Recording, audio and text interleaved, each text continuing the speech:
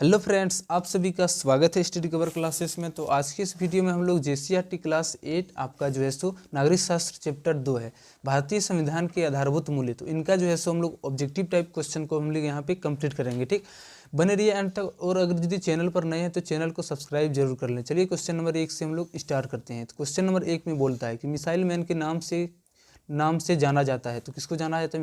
Missile man के नाम से।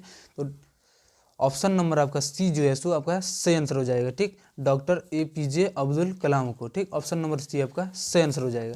चलिए नेक्स्ट हमारा 2 नंबर क्वेश्चन में है कि भारत के प्रथम गृह मंत्री कौन थे? तो गृह मंत्री यानी कौन था? तो हमारा जो सबसे पहले जो गृह मंत्री बना था वो सरदार वल्लभ भाई पटेल बना था। ठीक, और इसको किन के नाम से जाना जाता है? तो लौह पुरुष के नाम से भी जाना जाता है। ठीक, ऑप्शन नंबर आपका 1 जो है सो राइट आंसर हो जाएगा। आपको ये भी कंप्लीट करके याद रखना है, ये भी आपको पूछा जा सकता है।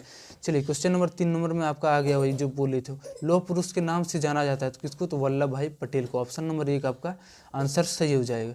चलिए नेक्स्ट हमारा क्वेश्चन है 4 नंबर में कि किस अनुच्छेद के अंतर्गत सभी नागरिकों का कर्तव्य है कि भारत संप्रभुता एवं एकता एवं अखंडता की रक्षा करे? तो अनुच्छेद 22 का क, अनुच्छेद 19 का ग, अनुच्छेद 51 का क या अनुच्छेद 50 का ग।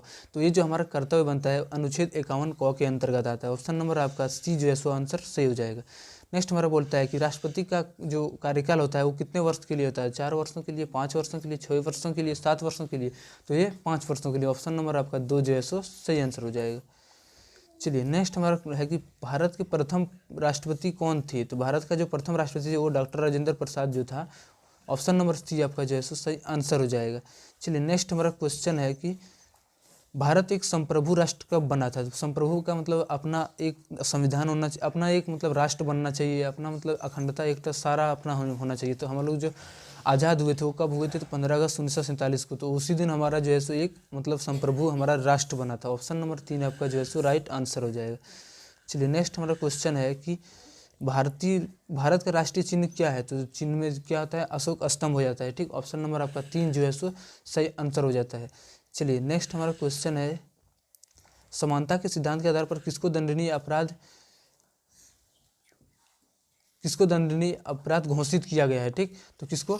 समानता के सिद्धांत के अनुसार यानी छुआछूत को। ठीक, कोई भी ऊंच नीच नहीं कर सकता। और यदि कोई भी ऊंच नीच करता है तो उसके ऊपर हम लोग क्या कानूनी कार्रवाई भी कर सकते हैं। ठीक, ऑप्शन नंबर 1 आपका सही आंसर हो जाएगा। चलिए नेक्स्ट हमारा 10 नंबर क्वेश्चन में है कि भारतीय राष्ट्रपति का चुनाव किस विधि से होता है? तो ये किस विधि से होता है? अप्रत्यक्ष अनुपातिक विधि, यानी मैंने इसका कोई भी सीधा चुनाव नहीं होता है। ठीक, मतलब वहाँ पे जो संसद में सदन होता है वो अपने आप में जाके क्या करता है? एक प्रतिनिधि को चयन करता है, उनमें से जिसका जो है सो ज़्यादा मतलब मनोनीत सदस्य या जिसका मतलब ज़्यादा मतलब आता है वोट, उसी को मतलब राष्ट्रपति घोषित किया जाता है। ऑप्शन नंबर आपका जो है सो 4 हो जाता है। अप्रत्यक्ष या मतलब इनडायरेक्टली है, उसका कोई भी सीधा वोट नहीं होता है। ठीक, चलिए नेक्स्ट हमारा 11 नंबर में बोलता है किस राष्ट्रपति का जन्मदिन शिक्षक दिवस के रूप में मनाया जाता है? तो किसकी जो राष्ट्रपति है तो उसको किसको? डॉक्टर सर्वपल्ली राधाकृष्णन के जो है सो हम लोग शिक्षक दिवस के रूप में मनाए जाते हैं। ऑप्शन नंबर 2 आपका जो है सो सही आंसर हो जाएगा। चलिए नेक्स्ट हमारा है भारत में वोट देने की न्यूनतम आयु है। तो भारत में जो वोट देने की न्यूनतम आयु है वो कितनी है? तो 18 साल है। ठीक, ऑप्शन नंबर 1 आपका सही आंसर होगा। नेक्स्ट हमारा 13 नंबर में कि भारत का बिस्मार्क किसे कहा जाता है? तो भारत का जो बिस्मार्क है वही सरदार वल्लभ भाई पटेल को ही कहा जाता है। ऑप्शन नंबर आपका जो है सो 3 आपका सही आंसर हो जाएगा। चलिए नेक्स्ट हमारा 14 नंबर कि भारत एक संप्रभु राष्ट्र कब बना था या भारत कब गणतंत्र घोषित हुआ था? फिर से आपका जो है सो एक रिपीटेड क्वेश्चन पहले भी था, भारत एक संप्रभु राष्ट्र कब बना था? तो 15 अगस्त 1947। ऑप्शन नंबर 3 आपका आंसर सही हो जाएगा। 15 में बोलता है कि भारत की प्रथम महिला राष्ट्रपति कौन था? तो जो प्रथम महिला राष्ट्रपति था वो कौन था? तो प्रतिभा देवी सिंह पाटिल। अगर यदि विश्व का बोला जाए तो वो सरोजिनी नायडू है। ठीक, ऑप्शन नंबर 1, लेकिन यहाँ पे भारत का बोला इसलिए प्रतिभा देवी सिंह पाटिल। ऑप्शन नंबर 2 आपका सही हो जाएगा। नेक्स्ट हमारा है लास्ट क्वेश्चन 16 नंबर क्वेश्चन में कि भारत में 2 बार लगातार राष्ट्रपति कौन निर्वाचित हुए? तो डॉक्टर राजेंद्र प्रसाद जो था वो सबसे प्रथम राष्ट्रपति भी था और लगातार 2 कार्यकाल भी इन्होंने संभाला था। ऑप्शन नंबर 1 आपका आंसर सही होगा। चलिए नेक्स्ट हमारा है कि 42वां संविधान संशोधन जो है सो कब हुआ था? तो ये 1976 ईस्वी। ऑप्शन नंबर आपका जो है सो 4 सही आंसर हो जाएगा। ठीक, चलिए नेक्स्ट हमारा 18 नंबर क्वेश्चन में है कि किस अनुच्छेद में भाषण तथा अभिव्यक्ति की स्वतंत्रता है। अनुच्छेद 11, अनुच्छेद 19, अनुच्छेद 21, अनुच्छेद 22। तो अनुच्छेद 19 के अंतर्गत जो है सो अभिव्यक्ति की आज़ादी दिया गया है। ठीक, अभिव्यक्ति की आज़ादी का मतलब क्या होता है, किसी के खिलाफ बोलने के अधिकार। जैसे कोई भी नेता कुछ भ्रष्ट कर रहा है, नेता भ्रष्टाचार कर रहा है, उसके खिलाफ जो हम लोगों को आज़ादी है बोलने का, हम लोगों को जो डांटने का आज़ादी है, उन्हीं को आज़ादी को हम लोग अभिव्यक्ति की आज़ादी कहा जाता है। और वो जो आज़ादी मिला था वो कब मिला था, अनुच्छेद 19 के अंतर्गत। ऑप्शन नंबर बी आपका सही आंसर हो जाएगा।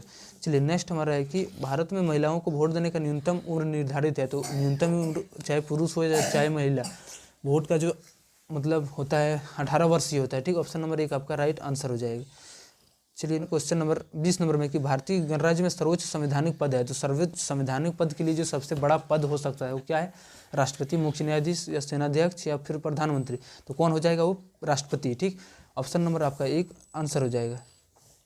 21 नंबर क्वेश्चन में बोलता है कि किस शिक्षा अधिकार अधिनियम में अनिवार्य एवं निःशुल्क शिक्षक बच्चों को दिया जाना है, इसकी अधिकतम और उसकी सीमा क्या निश्चित है। तो 12 वर्ष, 14 वर्ष, 15 वर्ष, 16 वर्ष। यानी जो आप लोगों का जो एग्जाम, आप लोगों का जो शिक्षा है फ्री है कब तक, ये 14 साल तक, 14 वर्ष तक। ठीक, यानी आपका मिड डे मील भी इसमें शामिल है। और 14 वर्ष के लिए मतलब ये अगर आप लोग अगर यदि 8वां तक पढ़ते हैं तो वहाँ तक आप लोगों को सब कुछ सारा कुछ फ्री मिलता है। ठीक, कपड़ा पानी आपका जितना भी किताब बुक आता है सारा चीज़। तो ये जो मतलब कहाँ तक के लिए, 14 वर्ष के लिए है। नेक्स्ट हमारा 22 नंबर क्वेश्चन में है कि संपत्ति के अधिकार को मौलिक अधिकारों की श्रेणी से कब हटाया गया था। तो संपत्ति के अधिकार को जो है सो हमारा मौलिक अधिकार था ये भी, लेकिन इसको हटा दिया गया। तो कब गया था, तो जब 1978 के अंदर जो है सो हमारा संविधान संशोधन हुआ था, उसी समय हमको ये हम लोगों के लिए ये हटा दिया गया था। ऑप्शन नंबर 4 आपका जो है सो बिल्कुल सही आंसर हो जाएगा। ठीक, चलिए मिलते हैं किसी नेक्स्ट वीडियो में, तब तक के लिए।